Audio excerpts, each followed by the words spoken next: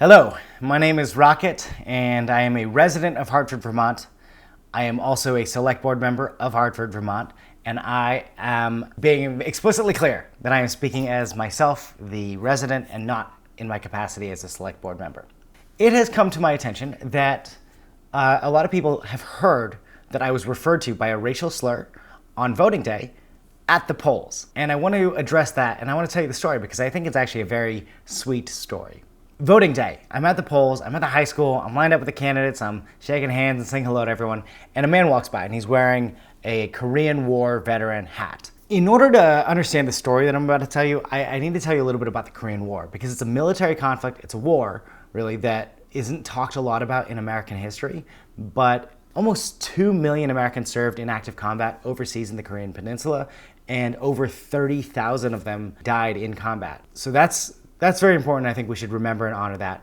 And then the other side, more selfishly speaking, my whole family's Korean, and they were only able to immigrate out of Korea, South Korea, because South Korea was a country which was democratic and preserved because the Americans swooped into the Korean Peninsula and literally saved the day after the North Koreans invaded. So because I'm a patriot and I am so thankful to live in America, I have a deep gratitude for all veterans, all people who serve. Korean War veterans specifically, I'm very grateful for because my grandfather served in the South Korean Army, and because literally the blood that was shed by American soldiers overseas is the only reason why I'm able to be here today. You can draw a straight line back.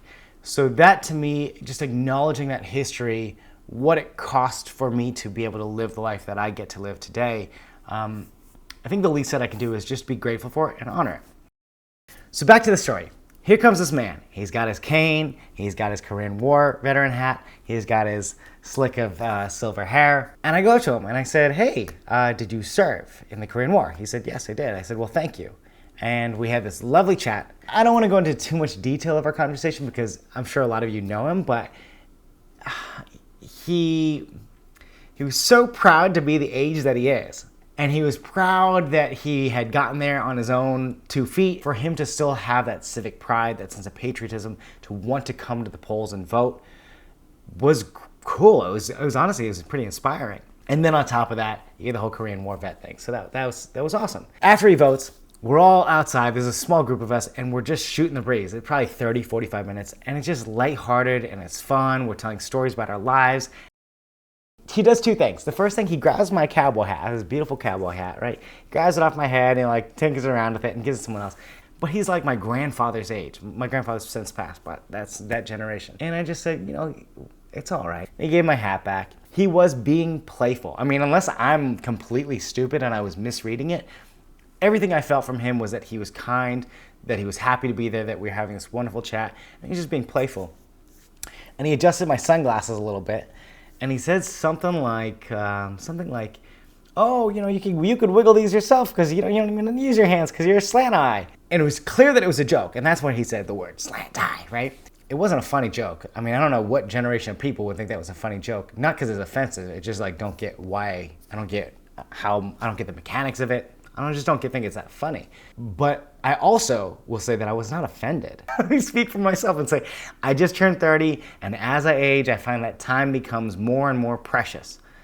And the fact that he spent 30 or 45 minutes out there hanging out and just being sweet, I don't think that he would waste his precious time feeling secretly antagonistic towards me just to slip in that racist jab at the end. Much more likely, I feel like his language is outdated. He's trying to make a joke that just didn't land. But the whole point of it is that word and him calling me a slant eye or saying that I have slant eyes or whatever he said, it doesn't matter. I am always wanting our society to challenge ourselves to look a little more empathetically, to say, I know this is the word you use, the semantics. What's the heart underneath it?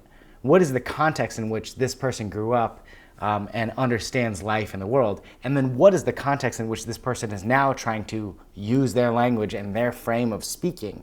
Geez, I'm not in any position to be anything but grateful, honestly, to people who served in a war that is the single reason why I'm able to be here. And I'm not saying that then I deserve to be like denigrated or abused or, taken advantage of. I'm not saying that.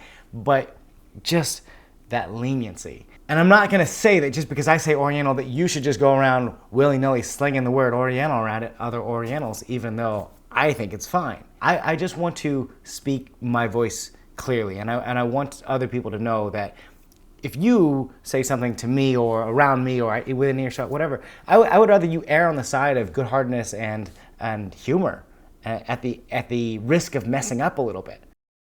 I would love to hear your different reflections on this. And I guess I should close out by saying, hey, if you served in any conflicts, especially in the Korean War, that I really appreciate you. I thank you for that. And then lastly, because there were a few people who reached out because they were concerned that I had been recipient to this slur, that there really is no cause for alarm. If you've made it this far, thank you for watching, and I'm sure I'll see you around at some point. All right.